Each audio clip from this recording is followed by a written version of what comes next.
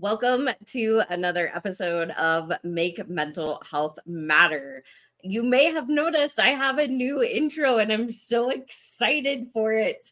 And a little spooky because we are we are in October. So had to have a little intro with some Halloween on there too. If you are just watching for the very first time, you're like, I have no idea what you're talking about with your new intro, Kelli. I am the host of the Make Mental Health Matter show. My name is Kelli Melissa Reinhart, and on Wednesdays, specifically, I talk to guests who are they have that story, whatever they have been through within their life, and really want to share experiences, whether it was traumatic, what maybe I've had guests who almost became a school shooter, those that have lived in depression for a really long time, and several others that really truly I want to share their story with you. I want you to have a chance to maybe identify with that person and see that there is this place that we can get to called hope. And I go live every single Monday at 11 a.m. for the Mental Health Mondays and Wednesdays for Warrior Wednesdays. And I'm super excited for my guest today because she is absolutely one of those warriors that I have known for several years now. And I am so excited for her to be on the show today to share her warrior story. So, without further ado, Nicole, thank you so much for joining me today. Thank you, Kelli. Thank you so much for having me. And thank you to all your guests and everybody that's watching, and everybody that helps you live this. This is so cool. I'm so excited for everything that you've done. I mean, sitting on your board when you first started, and then with life happening, and just watching you just soar with this, and helping everybody bring it to attention how important our mental health is for everyone. Well, thank you. I know I'm excited because as we were talking before we went live, we haven't talked to each other in a while because life has gotten really, really busy. But I would love for you to just share a little bit about your story with the audience. Yes, of course. Thank you. So I'm a nurse. I've been a nurse since 2003, I think. It's been a while. But we have had a lot of, since we're talking about mental health, there's been a lot of mental health in like problems or things that have come up in our family. About 20 years ago, I lost a second cousin to completed suicide. And then 10, gosh, you know what? It's been about 25 years ago, my first cousin, and then 18 to 20 years ago, my another cousin. And it will be 8 years this December that we've lost my dad. Is it 8 years or 9 now? I don't know. It's been a while. It was not doing math or anything, but it was in 2015. So I guess that's 9 years. I don't know. But we lost my dad on December 30th. So that anniversary is coming up of completed suicide for my dad. On top of that, I myself have faced my own, mental health problems, I guess, just going through all of that and where that takes you and the dark places that it takes you to, like wondering, could I have prevented any of this? What would the phone calls look like, And obviously you can't, but that kind of stuff can take you into a dark place if you don't have the resources to reach out to. Yeah. So. And thank you for sharing. I know that you had a lot of loss, and the first time you and I ever met, it was like we just connected because both of our stories. But yeah, I guess I didn't realize that there were 3 within your family. I think I acknowledged or knew more about your dad the most. Yeah. Interestingly enough, my dad completed suicide on the cousin who had died. It was his birthday. December 30th is his birthday. And I just remember my dad always saying something like, only people who are in a dark place and are, he'd always just say, um, like, that's a coward's way out. And honestly, on his letter that he left, he said, I'm taking the coward's way out. And because that's how he always felt about it. So, yeah, it's affected our family a lot. And then, yeah, I guess with all of that too, my husband has been in and out of depression his whole life, just with the things he's faced. So it's kind of around me everywhere. But Yeah. I mean, I would imagine even being a nurse, there's a lot that goes behind that too, in the sense of, already knowing like your dad thought of it as a coward's way out and then chose to take his own life, but then also being a nurse and helping people through hard times just in general. So I could only imagine how hard it could potentially be on your own mental health. yeah, you just really have to have um, ways to deal with it, because when you do start dropping, or like if you start noticing that you're not up, you're not joyful, and things aren't going okay, then you have to do something to fill your own cup, knowing that it runs in the family. I mean, is it genetic? I don't know. Is depression genetic? That's not anything that I've really researched, but if it runs in your family, I mean, knowing that there's been all these things that have happened in our family. So Yeah, it's definitely, I mean, I know that they say that families that have had a suicide, there is a predisposition or a potential for another family to complete suicide. But that is something that you as a family should be aware of, because it's not like, so the thing that pops into my head is when we talk about youth and they talk about like serial suicides, or it becomes a thing. In a way it does, because I'm like, I'm trying to explain this in the best way that I can, and the words are not quite formulating in my brain, but I know that it has been shown that a family who has suicide in it, not necessarily, it's not genetic, but you have a higher risk just because of the depression aspect, right? Like having a suicide in your family at all, it's hard. Like, and it's one of those deaths that you don't ever get the answers for, which can, like you said earlier, like put people into this place that they go through challenges like depression or anxiety, or any of those other type of mental health challenges. So yeah, it definitely it can your mind can go crazy if you're a survivor of somebody of suicide, or even suicide, like attempt, wondering, if I would have called him that one more time, hey, our story was, I guess I really didn't go into it, but we went out to dinner.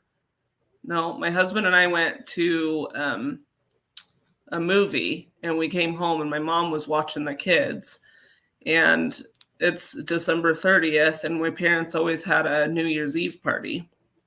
All growing up, we always had a New Year's Eve party, and just days before he died, he was asking me which of my friends and who did I invite and who was going to come to this New Year's Eve party. So of course we didn't think anything of it. He was planning on this, and we had spent our Christmas kind of time, like a Christmas celebration, in Denver. At the time, we lived in Southeast Aurora, Centennial area, and my parents lived in Greeley. And he went back to work, and then my mom and John is my husband, and our kids, we were going to go there to Greeley for the New Year's Eve party, like on the 31st, and be there that afternoon. But my dad had to work. Well, he always called us the night before, like around 8 or 8:30, to say where he was and what he was doing. And we had missed the call on a Monday evening because we were watching the Bronco game. And so we had missed his call, and he just said, I'll talk to you guys the next day. And then the next night was Tuesday. And I remember we went out to, we went to a movie and came home, and my mom, she said, it was weird. Your dad didn't call tonight. And I said, well, that's weird. And it crossed my mind, I wonder if we should call him. But then I was like, no, we'll just see him tomorrow. That kind of just went in my mind. I didn't say any of that. But so we played a game. And then the next day we went to the gym. My husband and I went to the gym. My mom watched our kids. We were going to come home, pack up our car, and go. And when we got home from the gym, my mom was on the phone and my kids were running around, and excuse me, the kids were running around in the living room, and I took them to try to be quiet. And my mom actually went in to another room because they were just running around being, toddlers, 10 months old and a 3-year-old. And so my mom went in the other room, and the look on her face was just that one of like disbelief. And I didn't know who she was talking to. And she was writing a note, like she was writing. And so I was trying to keep the kids quiet. And then a few minutes passed, and John, my husband, came out from our room to the kitchen and said, hey, Nicole, can you come here? And I said, sure. And so I went into our bedroom, which I thought was interesting. He shut the door, and the kids were just playing around, and my mom is sitting there just with this, like, again, disbelief look on her face. And I was like, is somebody going to tell me what's going on? And John just stood there for a second, and he looked at my mom and he said, do you want to tell her, or do you want me to? And my mom said, your dad shot himself last night. And I was like, what? Wait, what? Is he alive? What's going on? Like, just kind of, sorry, I'm going to get teary-eyed about this, but I just had like no words. And she said, no, he died. That was the detective, and they want to meet us in a couple of hours. And I was like, okay. And so I like survival mode kicks in, and you just don't know what to do. But it's like, well, okay, we have to call. And the first thing I said was, we have to call my sister. We have to call Kendra. She lived in Arizona at the time. And that popped into my head because when my cousin died 5-10 years prior, we didn't know about it until a couple hours, if not, I can't remember. It was like a day or two later, I think, if I remember correctly. But it was like, how come they didn't call us? Because he was like a brother. We were very close. So the first thing was, I have to call my sister. And so we got on the phone and called her. And then we called some close family friends who were supposed to be coming to the New Year's Eve party with us. And I'm not kidding you, like 3 minutes after my husband hung up the phone with our close family friend, they were on our doorstep. So it was just like people responded really, really quickly. And then as soon as we got from Denver to Greeley, which that was like one of the hardest, longest drives, they asked me if I could drive, and it was just kind of like in a daze. Like I couldn't, you just don't know. You just don't know who to talk to, what to say. we know we're going to meet with the detectives to figure out what happened and, how they found him and whatever. And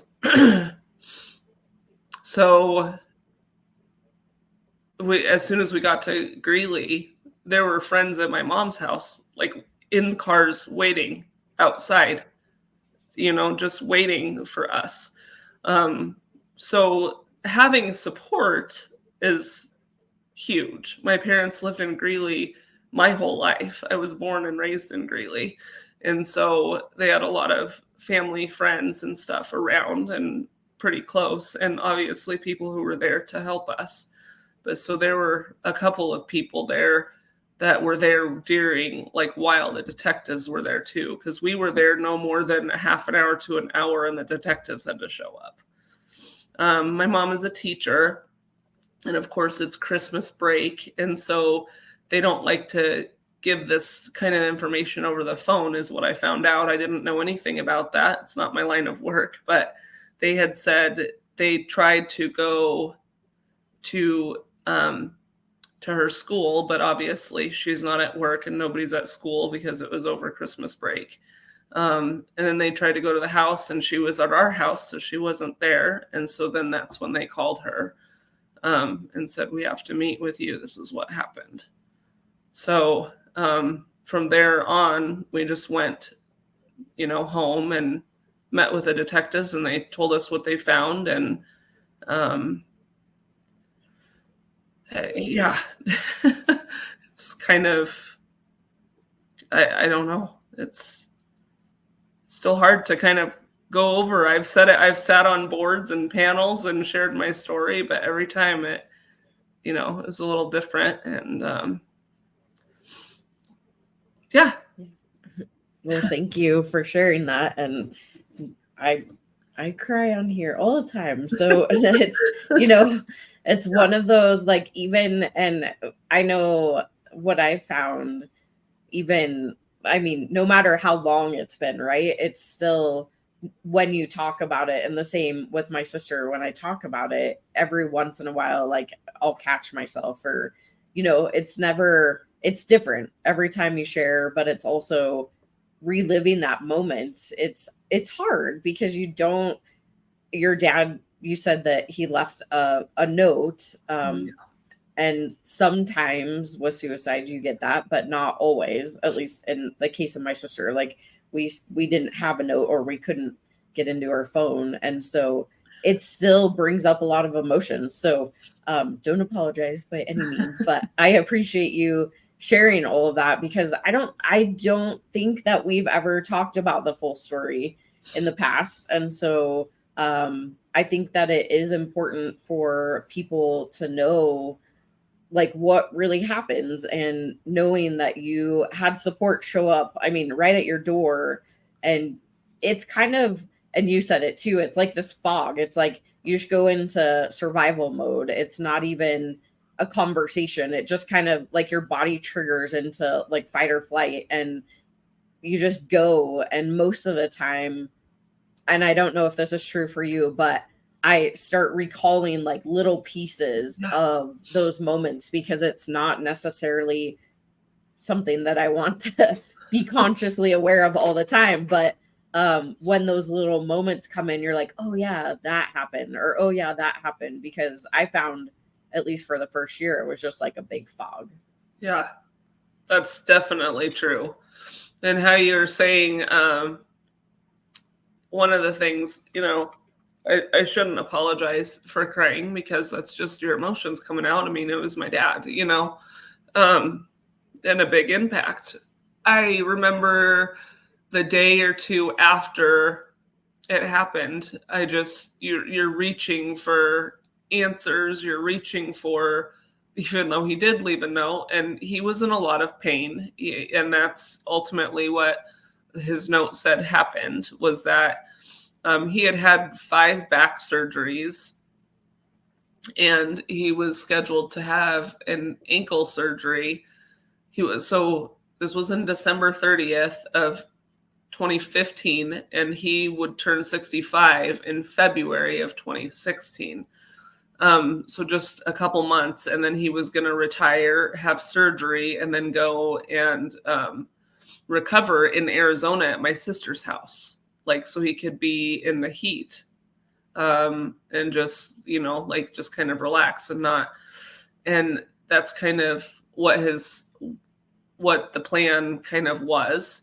But with the 5 back surgeries, his back never was really pain-free. And so it was hard for him to walk, and he was the man of the house, and he did not want to not be strong, and he did not want to not like to be in a wheelchair. We loved going to the Bronco games and the Rockies games.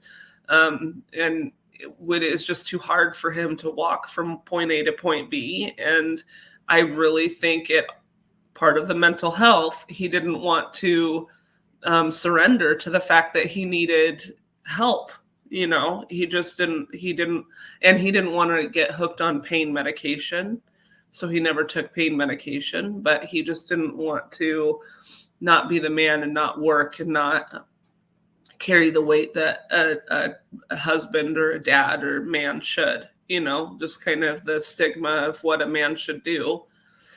And so I think that was part of his note was, I know you said I should, like you say that I should probably pray and take meds and do more exercises and this kind of thing, but I just have no other answers. He doesn't sleep pain-free, eat pain-free, walk, sit, work, there's no relief whatsoever. And he just didn't have it in him anymore. And he couldn't live like that anymore. So he decided to, like you said, I'm taking the coward's way out, and I love you and I love the girls. And so that was in the note, and it was in a stack of mail on the kitchen table. One of the things that this is kind of a part of the story that was frustrating in the moment, and it still kind of is that they being the detectives, they took his note. We asked if they could take a copy of the note, and they said no, they need the original. And I was frustrated. They said they needed to keep it in their files for 10 years because if anything were to come up as if it wasn't a suicide or if anything else, like it was evidence. And we were just like, well, that's dumb. Like, take a copy of it. We want the original. It's our dad. He wrote it, and so that was kind of frustrating. So I've always kind of kept that in the back of my mind. And really, what's a note going to do? A copy of it or the actual note itself. But it's like those kind of little things that it was the last time he wrote on a piece of paper, and it was the last time, so is that like just a piece of something that we want to hold on to? I don't know. It really doesn't make a difference now, but I know at the time going through it, when they wanted to take it, we were like, no, but they didn't give us a choice. So they took that piece of paper, and we do have a copy of it, but my sister actually has a tattoo on her wrist of the love you on it that he wrote at the end, which I was kind of a cool idea. But what I was going to say is a couple days after we had like it kind of settled down and we were trying to figure out the pieces for, my parents weren't ready for any kind of end of life stuff. So there was a lot that we had to do to get ready for a funeral. But I was just, you have no answers. You don't know who to talk to. And one of the nurses that I worked with, her husband was a pastor at a church. And she had recently lost both of her parents. Like she lost both of her parents in a year. I think one of them to cancer for sure. And the other one, I'm not sure what, but she kind of led, she's the pastor's wife, and she's who I reached out to. It's just kind of who I felt like I needed to talk to. And she listened to everything that happened. And, she just listened to our story, and then she prayed with us and for us. And then she put like she said she was going to start some prayer chains in the church that her husband was a pastor for. And then she said, one thing, Nicole, I need to make sure you know, and Kendra, who is my mom, me and my sister, is to make sure that it's okay to cry when you want to cry, and it's okay to laugh when you want to laugh and look through pictures and do all of this stuff. But don't ever let anybody tell you that you're not grieving one way or the other. She said that was one thing that I have to tell a lot of people and counsel a lot of people on, is for her, being a pastor's wife, prayer was a big part of her life. And so she relied on, prayer in her spiritual life and God. And she just said, I know that you, talking to me, rely on your spiritual life too. And she said, and there's going to be times when you grieve, and there's going to be times when you wail, and times when you cry, and times when you're okay and you can talk about it, and you can be completely open and honest and not cry at all. And she said, the thing that was hard for me losing both of my parents is that I would be able to, people would come into my life and go, oh, well, how come you're not sad about this? And she's like, I'm definitely sad. And they were like, well, how come you're not crying? And she said, well, I believe it's because I have God carrying me, and I have that extra set of like wings to help hold me up. And she's like, I definitely have my times when I'm crying and wailing, and then there's other times when I'm not. And she said, Nicole, I feel like that's what I need to tell you, is that you and your family are definitely spiritual and you have God carrying you. So just know that if you want to cry, cry. If you want to laugh, laugh. If you want to share the stories, whatever, that's fine. But don't let anybody tell you you're not grieving, because you are. And that was a huge part of my healing process, because then again, when I would be able to talk about it, I'd be fine. And there were definitely days where I would be able just to talk about the story and help other people through suicide stuff. And they're just like, you don't really seem sad about it. And I'm like, oh, I'm sad about it. It's just not, it's time for me to share right now and not cry. But I've definitely had my share of crying for hours on end, So I felt like, and I still to this day feel like that conversation that I had with her was so encouraging. And so if anybody, if I come across anybody who's had a loss of any kind, I try to share that, the same type of thing. That if you have something that's going to help hold you up or fill your cup or whatever, to do that, because just to know that you can take care of yourself. And then of course, if you don't have anybody to talk to know, to try to figure out what is going to help you and help support you, and then to reach out to entities like the mental health support, the kind of things that you do, Kelli. I love that. And I want to talk a little bit more about that. We're going to go to a quick sponsored break, but then once we get back, we're going to chat a little bit more about the things that can help people and what has helped you too. So we'll be right back after this quick sponsored break.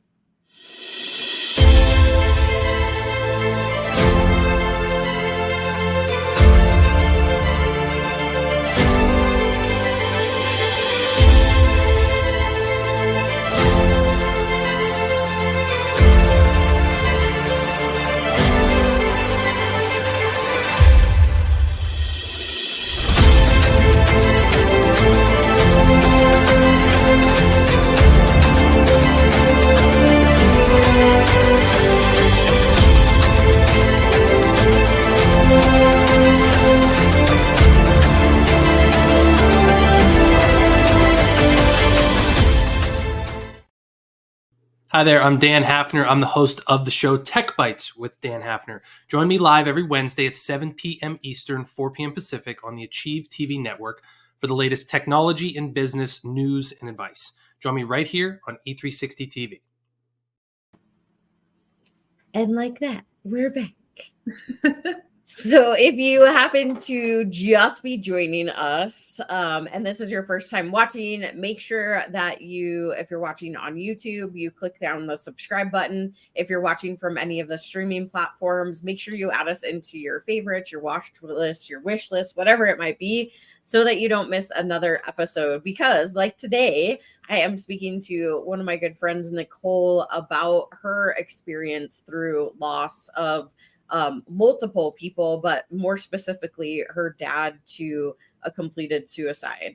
And before we went to the sponsored break, we were chatting about the things that really helped you. And one thing that I love that you said is the pastor's wife who you talked to, she said, don't allow anybody to tell you how to specifically grieve. And I think that is huge, and something that I talk about all the time now, is that grief and loss looks very, very different for everybody. Nobody is going to be the same. I experience things differently than you experience them. And some of us are in this place that we talk about the loss more than others. And so being able to, like you said, at that moment, you had to be strong. You were sharing, you were in that sharing mode versus the crying and breaking down mode. And although when we talk about the loss, sometimes it catches us and we do cry, and that's okay. And we don't have to be apologetic for that, because it's part of the process. And I know I talk a lot about it. It's this roller coaster. Sometimes I have really, really good days and I can talk about my sister all day long. And then some days, like the moment that I say her name or somebody else talks about loss, it triggers me. And some days it's like I want to get out of bed. Some days I don't want to get out of bed. And it just happens. And that's okay. And even though you are going into, I think it math's not my best either, but 8 years, it'll be 8 years. With my sister, it will be 7 years going into next year. And so it's one of those, even though we're a little bit farther out, which is still fairly new, other than maybe somebody who just experienced a loss, or maybe it's only been a year, there's still those moments. And it's not something that we ever get over, right? It's something that one of my friends said to me, that we learn how to grow forward. And I think that's a lot of what you were talking about, is you had this space, this person that you were able to talk to that really showed you a different aspect of grief and loss. And I think that is amazing, and really cool that she was able to share that with you at that moment. Yeah, it has definitely been a pillared moment, and one that I often go back to when I do get upset, or, when I find myself. And it's like, well, no, this is just a time that I'm going to cry. And for me, when I cry, I, like she said, I fall to my knees and I look up above to my Creator, because it's when I feel weak that I want to be strengthened. And it's definitely been a huge support for me. Yeah. So yeah. And we have to find what works for us, right? Whether it's God, right, universe, source, it may be family, friends, it may be a therapist or counselor. It could be possibly medication at that moment, right? There's a lot of different things that can be helpful. And if you are somebody who is having a really, really hard time with a loss that you just had, especially with suicide, because it is one of those that you don't have a lot of answers. You don't know why, really, right? Even if they write a note, you don't understand, because there's so much what I call the shoulda, coulda, woulda, hoodoo, voodoo, we do's. It's like, what could I have done? What should I have done? How could I have recognized what they were going through? But I also know and reflect back on that we do the best that we can with the resources that we have available at that moment. And when you lose somebody, you don't have a whole lot of resources other than maybe people around you. And I know, like, my story, I talked to a counselor. That was somebody that helped me because I was just going. That was my coping mechanism at that moment. And now I've just found education. That's my thing, is getting more educated, learning more about myself, and learning more about mental health and suicide in general. So I think it's just, we have these moments, and it's not perfect, and it looks really messy sometimes. And then sometimes it's like, you can talk about it. But I think that it's important to recognize and be able to acknowledge feelings as they come up, no matter when it is. Yeah. Yeah.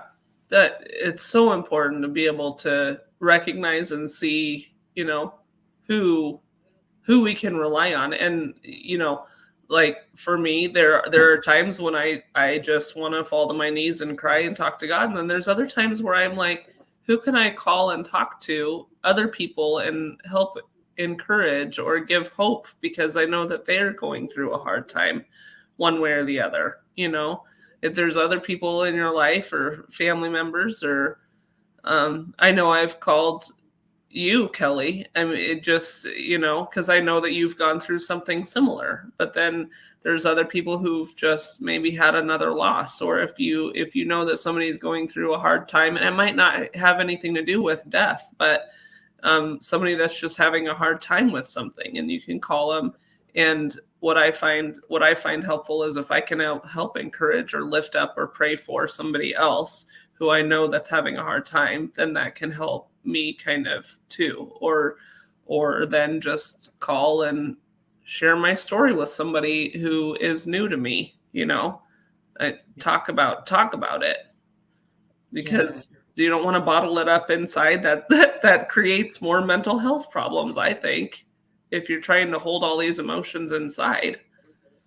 Yeah, it definitely, I mean, a lot of people don't want to have these conversations, right? Like, that's why I do the show, is so that we have these hard conversations. Yeah. But it's important to be able to release it in some way. Sometimes that's exercise, sometimes that's talking, sometimes that's going to church, sometimes that's going to events, or being with friends, or being with family. Whatever that looks like for you specifically is okay, and it's great. And if it works, use it. But don't get down on yourself. And I always say, give yourself grace as you're going through any type of loss, because it's going to be hard, and not necessarily just suicides, but any loss in general. And it's going to look different for you. And you could read a book about what grief steps you might be going through, but whatever you're experiencing is okay. And I know that sometimes people try to put a timeline on grief, and I don't think there's any timeline. Like, it is what it is. Right. Yeah. And it's going to rise, like we were talking about already. There's going to be times when it hits you, and and it is what it is. I mean, I talked to my cousins who are still alive, the siblings of my other cousins who completed suicide. And it's, 25, 30 years goes by, and it's still like, when Suicide Awareness Day or month comes around, it's, or the anniversary of it, it's hard.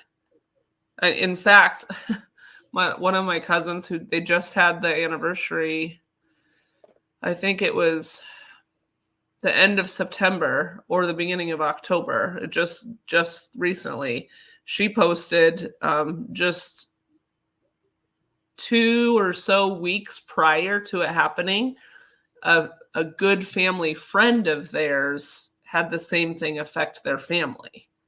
And the person who took their life was a big support to their family at the time, 20, 25 years ago. And here we are 20 years later, and now that person, like, I didn't know that person, but it affected my cousin greatly, because it was a support when they lost their son or brother. And now he or she did it too. I don't even know if it was a male or female, but they just lost somebody else who was support for them 20 years ago. Wow. And it's just, we just need to bring awareness to it because it's so heavy. It's so prevalent and it shouldn't be. There's a lot. I mean, there's so much that goes into that, right? Like, I think that having these open conversations about how it affects survivors to loss of suicide, and not that, I mean, I used to always say, like your dad said, is like, it's the coward's way out. But I used to say that I thought it was really selfish. And I know that it's actually not. It's selfless because they, for the most part, like, whether it's pain or it is, they feel like a burden or it's an event that triggers. There's a lot of factors that go into suicide in general, but I think there's a lot of misunderstanding, like why people choose to complete the act of suicide. And I don't think we'll ever know everybody's reason, right? But I think that having the conversations, but giving people a space to express how badly they're feeling and have these open, honest conversations, and knowing that those of us that are survivors to the loss of suicide, like, we still need support, even if it's 25 years or 9 years or 1 year, right? Like, we still need that support. And it's not something that we're just going to move away from. Like, we still have those moments that come up, and it could be 20 years later that, you know, like, we've held this burden for so long that the unfortunate part is that they chose to take their life also. And we don't know what else was going on, right? But still, it's hard. Like, it's a hard conversation to have. It's a hard place to be when you're a survivor. And I know that having these type of conversations is going to be helpful for people. And so I'm curious, because I know that you're a nurse. You also have a holistic practice, or have in the past. And you and your sister do a lot together too. How does this, like, I don't know what the question is, but, like, how does this translate in your life now? Okay, good question. So this kind of will help lead into that, but I found one of the biggest things that I didn't say, and I think it needs to be said because it's a huge part of my story, is my dad was the one person who told me, I think it was about 7 or 8 years old, and told me that their forgiveness was really big. And he said, sometimes you're going to have to forgive without the other person knowing. And I was like, well, what does that mean? You know, like, if somebody hurts you and you hold kind of a grudge or whatever, then forgiveness is freeing for you. And I was just like, okay, you know, I'm 7 or 8 years old. I don't really know what that means or understand it. Even though my parents took me to church all the time, I was just like, okay, but that kind of played back a part of that, because guess what? Dad is gone. And one of the hardest, or the biggest healing pieces for me that was hard, was forgiving him. And that was a huge step for me, because I was so angry. Like, how could you make this decision and ruin our family? Number one. Number two, he shared a birthday with my daughter. And she was 10 months old when he died. So he talked about how we were going to have this big birthday party, this big rum and coke and princess birthday party. And he kept, you know, oh, it's going to be so great and all the things. And then I was so, like, angry and mad that he chose to not stick around for that first birthday. I'm like, you share a birthday with your granddaughter. And I was like, I would feel it like painful in my gut, because I carried her, and then they didn't ever get a chance to celebrate her first birthday because he was selfish, or, however I would translate it in my mind. He chose to take the coward's way out, whatever. I'm like, how could you even, like, you talk about all these big things that you're going to do, the New Year's party and all these things, and then you just leave us hanging. Like, how is that? So I had to come to this place of, and it brought me back to that conversation I had with him when I was 7 or 8 years old, is I'm so angry, and I don't want to hang that on. I didn't want to hang on to that and have that hold me back. So I had to come to a place, and I just was really in deep prayer one day, and God made it very clear to me in my conversation that you need to forgive him, because you need to free yourself from this anger and for all of this stuff. And so I went through this process for myself to forgive him. And shortly after I forgave him, I had a friend of mine approach me and say, if we could have helped him with his pain, what would that have looked like? And I just was, what do you mean about that? And she started educating me about our endocannabinoid system and about our ECS. And not many people know about it. I hadn't heard about it as nursing student or school, or even being a nurse then for 15 years at that point. And so I started educating myself and learning about this ECS, and learning that, your endocannabinoid system is regulating balance in your body. And I didn't know about this big system. And the way it's supported is through CBD. And I was like, well, CBD and endocannabinoid, like that in my mind was like, marijuana, what? That's bad. I don't want to know anything to do about marijuana. Like, hey, that's drugs and alcohol, and, it's bad. That was the bad. And so I kind of shunned it at first, but then I continued educating myself and learning about CBD. And Kelli, I think that's where we met, was at a CBD night, when we were we were both part of a company that, that promoted CBD and that had CBD. And then I found another friend of mine a couple years later had introduced me to a different CBD and said, you can have your own white label if you want to. And I was like, wait, what? So yes, my sister and I we have our own CBD company. We're both nurses, so we don't have a website. We just kind of go word of mouth. But we made our label, and Kelli, maybe I can send you a picture of it or something. We made our label, and it's very much so around our dad. So it's turquoise and for mental health, or green for mental turquoise. It's turquoise and green for mental health. And then there's, it's called Whole Soul Balance. And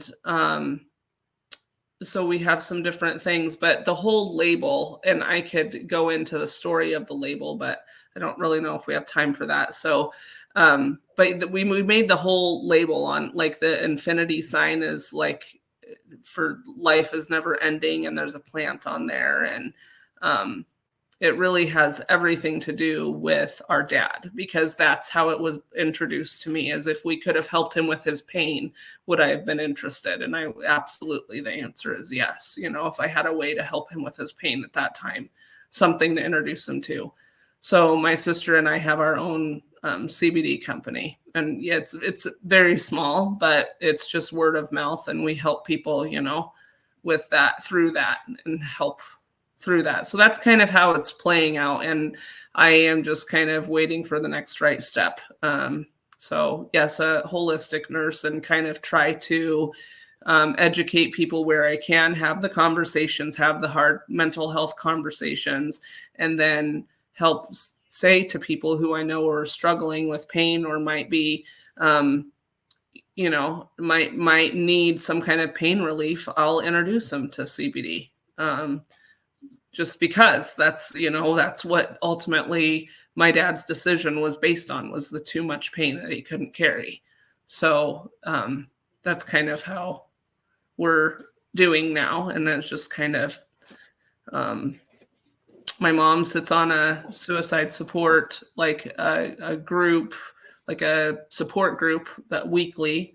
So she does that. And then I've sat on a couple of suicide boards and shared my story in front of people during September. So it's a work in progress. And I think everything happens for a reason, and you can make the most of everything. You know, you can fall into that depression and say, why me? And do the shoulda, coulda, wouldas, or you can get out and try to help and save more lives, which is ultimately, you don't want anybody else to try to go through this. And so we trying to touch people, you know, and help people.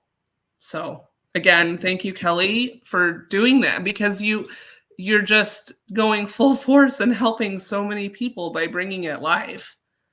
Well, thank you. And I would love to hear the story, but we are getting really close to the end. So, but maybe you can come back another time and share that story too. Of course. But I so appreciate, and I know like when you sat on the board, like I appreciated you being a part of that. And I love like the connection that we made. And yeah, it was from the CBD company, and then moving into like the community that we started becoming a part of. But just, I honor the space for you to be able to share your story about your dad and your cousins. And I also want to say I love that you wore one of our shirts today too. Yes. Our Love Life shirts. I wear it all the time. I know it is important. Like we have to remind ourselves we want to love life, and that we really matter, and your story matters. And you really truly are a warrior for mental health and all the things that you do, and being able to share your dad's story. And I'm sure he's looking down and just appreciating all the things that you are doing and accomplishing, and being able to help support other people, especially through the CBD company too. So I would love for you to just share, if somebody wants to potentially reach out to you, they want to maybe follow your story, what is the best place for them to find you? So maybe our email. I don't mind either if they share my phone number. I don't know if once this is posted, if you can add the emails and phone numbers. Yeah, it'll be all in the comments. So we'll put all the information in the comments. So what is the email address that people can find you at? Okay, so whole soul, it's wholesoulbalance@gmail.com. So whole, WHOLE, and soul, SOUL, and then balance, BALANCE @gmail.com. Got this right. Let's see. Is that wholesoulbalance@gmail.com? That looks good. Yay. There you go. So if you want to find Nicole and reach out to her, wholesoulbalance@gmail.com. But Nicole, I appreciate you coming on today and being my special guest. And thank you so much. I appreciate you very much. I appreciate you too, Kelli. Thank you. I'm so glad that we connected and I was able to do this. And yes, I can absolutely come for other shows in the future.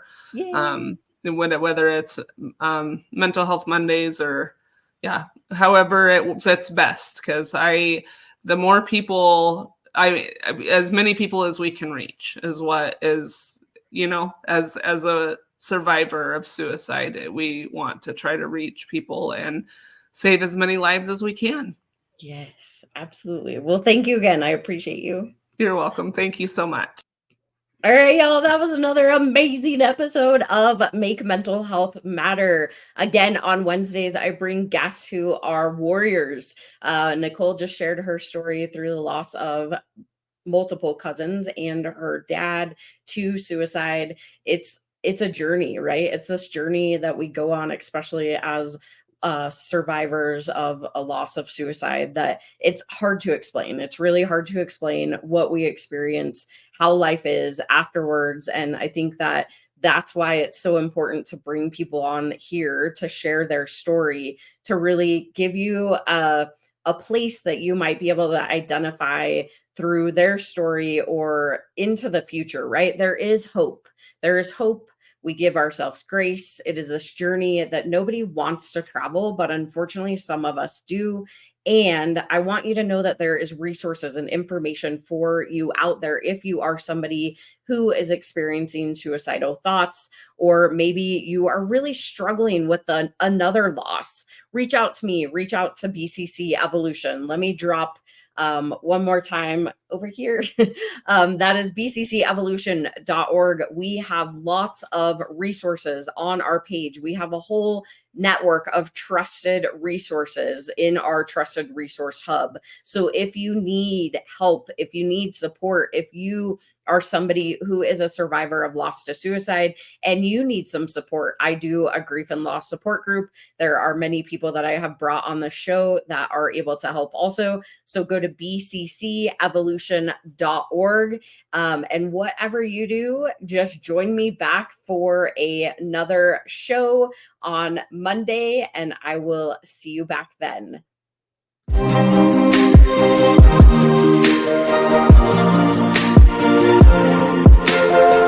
Thank you.